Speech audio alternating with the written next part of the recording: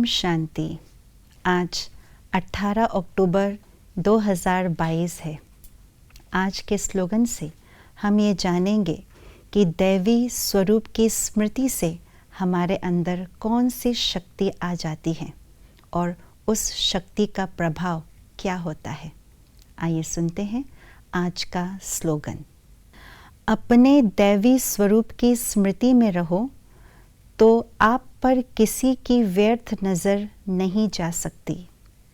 हम सब देखते हैं और अनुभव भी करते हैं कि मंदिर के अंदर किसी देवी या देवता की मूर्ति को बहुत सुंदर और आकर्षक तरीके से श्रृंगार किया जाता है।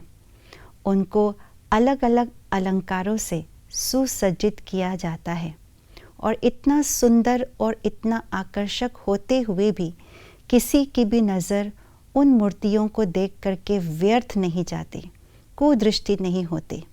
इसका कारण क्या है? इसका कारण है पवित्रता की शक्ति। चैतन्य देवी या देवताओं के अंदर ऐसी पवित्रता और दिव्यता की शक्ति समाई हुई थी जो आज तक उनके जड़ मूर्तियों से भी पवित्रता और दिव्यता की शक्ति सबको अनुभव होती रहती है। इसीलिए उनके जड़ मूर्तियों को देखते हुए भी किसी की भी नज़र व्यर्थ व दूषित नहीं होते हैं। तो ये चैतन्य देवी देवताएं कहाँ हैं, कौन हैं और कैसे उन्होंने ये पवित्रता की शक्ति पाई और कहाँ से पाई है? वास्तव में हम ब्राह्मण बच्चे जो इस संगम युग पर साधारण रूप से पुरुषार्थ कर रहे हैं, हम ही वही चैतन्य देवी या देवताएं हैं। क्योंकि शास्त्र में भी ये कहा जाता है, ब्राह्मण सो देवता। हम ब्राह्मण ही इस संगम युग पर पुरुषार्थ करके उस पवित्रता के सागर से पवित्रता की शक्ति प्राप्त करके उन पवित्रता की शक्तियों को अपने जीवन में, अपनी वृत्ति, दृष्टि, कृति, स्वभाव, संस्कार में धारण करके ऐसे शक्तिशाली बन जाते हैं कि भविष्य में भी, सतयुग में भी पवित्रता की शक्ति कार्य करते हैं और द्वापर में पूज्य रूप में भी हमें पवित्रता की नज़र से सभी भक्त आत्माएं देखते हैं। तो इसीलिए हमें अपने अंदर, अपनी स्मृति में, अपने वृत्ति में ये पक्का करना है कि मैं ही वो चैतन्य पवित्र स्वरूप आत्मा हूँ।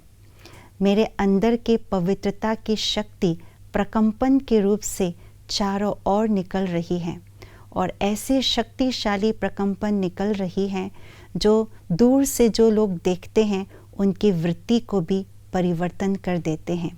जब इस अभ्यास को हम पक्का कर लेते हैं तो सचमुच जो भी मेरे संबंध संपर्क में आत्माएं आती हैं, चाहे वो आत्मा कितना ही पतित क्यों ना हो, चाहे वो आत्मा कितना ही पापी क्यों ना हो, उनके अंदर की वृत्ति और दृष्टि संपूर्ण रूप से परिवर्तित होकर के एक श्रेष्ठ दृष्टि, एक पवित्र दृष्टि के रूप से हमें देखते हैं।